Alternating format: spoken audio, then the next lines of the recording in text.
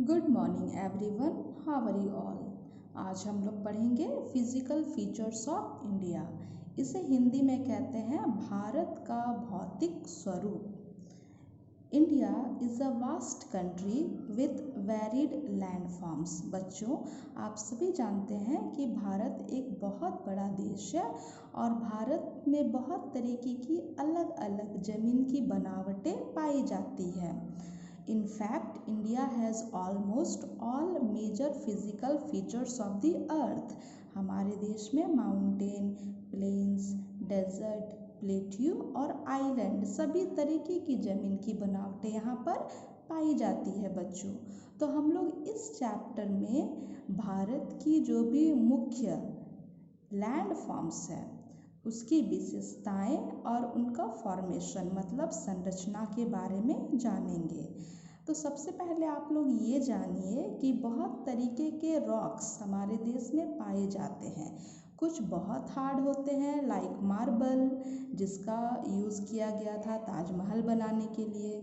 कुछ बहुत सॉफ्ट होते हैं जैसे कि सोप स्टोन, जिससे कि टैल्कम पाउडर बनाया जाता है।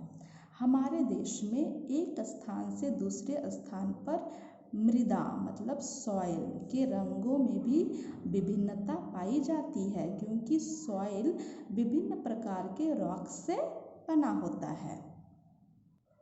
इंडिया एक बहुत ही बड़ा मतलब लार्ज लैंड मास है और जिसका निर्माण अलग अलग जियोलॉजिकल पीरियड के दौरान हुआ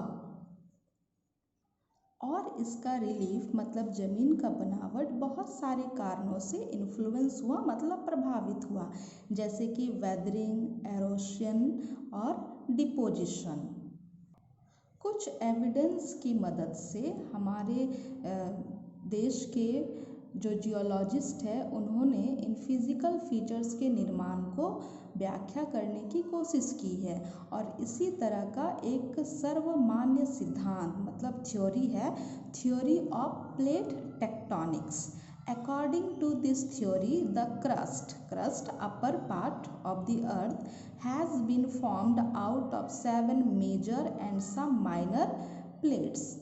मतलब बच्चों की पृथ्वी की जो ऊपरी परत है क्रस्ट, यह 7 बड़ी और कुछ छोटी प्लेटों से बनी हुई है। इन प्लेटों की गति मतलब मूवमेंट के कारण प्लेटों के अंदर और ऊपर की ओर स्थित कॉन्टिनेंटल रॉक्स मतलब महाद्वीपीय शेल में दबाव उत्पन्न होता है और इसी के कारण कुछ प्रोसेस होते हैं प्लेटों में, जैसे कि फोल्डिंग, फॉल्टिंग और volcanic activity.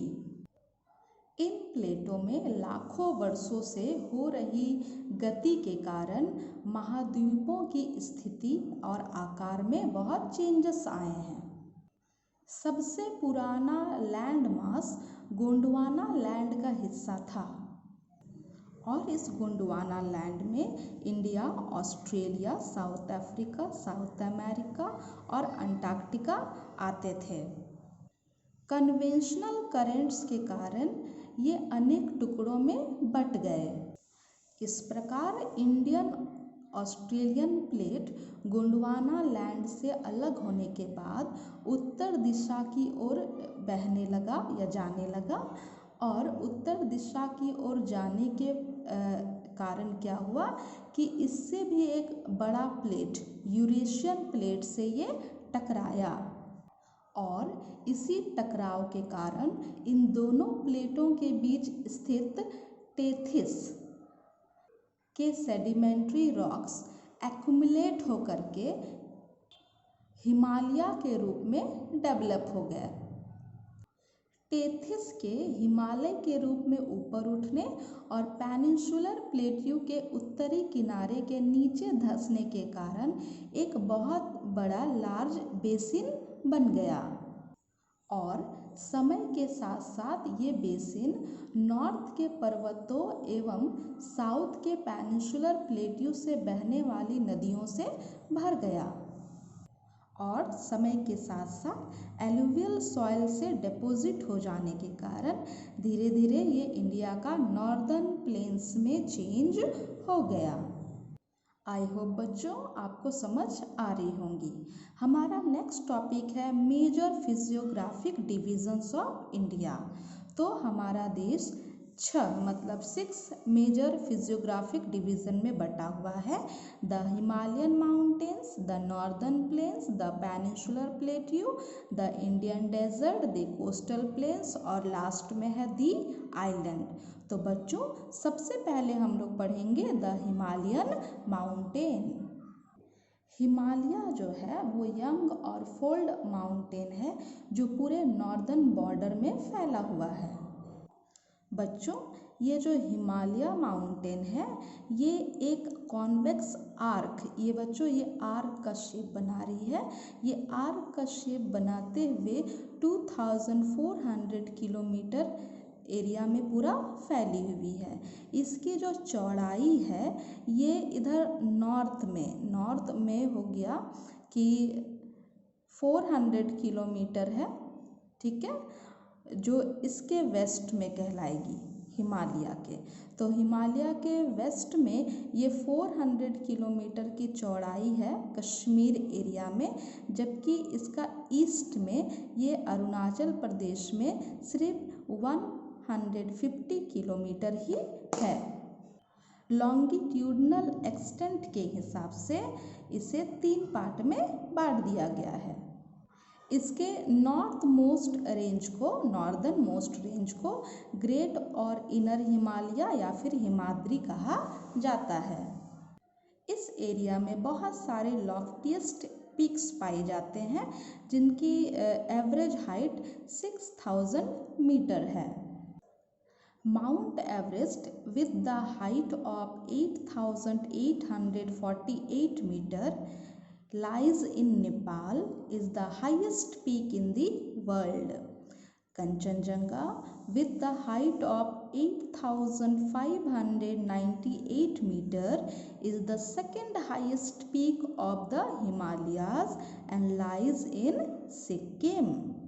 Nanga Parvat and Nanda Devi are the 2 important Himalayan peaks in India. इसके बाद का हिस्सा कहलाता है हिमाचल और मिडिल हिमालय। इसकी ऊंचाई 3700 मीटर से 4500 मीटर के बीच है और औसत चौड़ाई सिर्फ 50 किलोमीटर है, जबकि पीर पंजाल श्रृंखला सबसे लंबी तथा सबसे महत्वपूर्ण श्रृंखला है। धौलाधर और महाभारत श्रृंखलाएं भी इम्पॉर्टेंट है। इस श्रृंखला में कश्मीर की घाटी तथा हिमाचल के कांगला एवं कुल्लू की घाटियां स्थित है। इस क्षेत्र को पहाड़ी नगरों के लिए जाना जाता है। बच्चों हिमालय की सबसे बाहरी रेंज को शिवालिक कहा जाता है। इसकी चौड़ाई 10 से 50 किलोमीटर है और इसकी ऊंचाई 900 से 1100 मीटर के बीच में है। ये वैली ग्रेवल और एलुवियम से कवर्ड है। लोअर हिमालय और शिवालिक के बीच स्थित लॉन्गिट्यूडनल वैली को दून के नाम से जाना जाता है। कुछ फेमस दून्स इस तरह है: देहरादून, कोटली दून एवं पाटली दून। इस उत्तर दक्षिण के अलावा हिमालय को पश्चिम से पूर्व तक स्थित क्षेत्रों के आधार पर भी बांट दिया गया है। इसे नदियों के आधार पर बांटा गया है। फॉर एग्जाम्पल सतलुज और सिंधु के बीच स्थित हिमालय के भाग को पंजाब हिमालय के नाम से जाना जाता है, लेकिन पश्चिम से पूर्व इसे कश्मीर तथा हिमाचल हिमालय के नाम से भी जाना जाता है।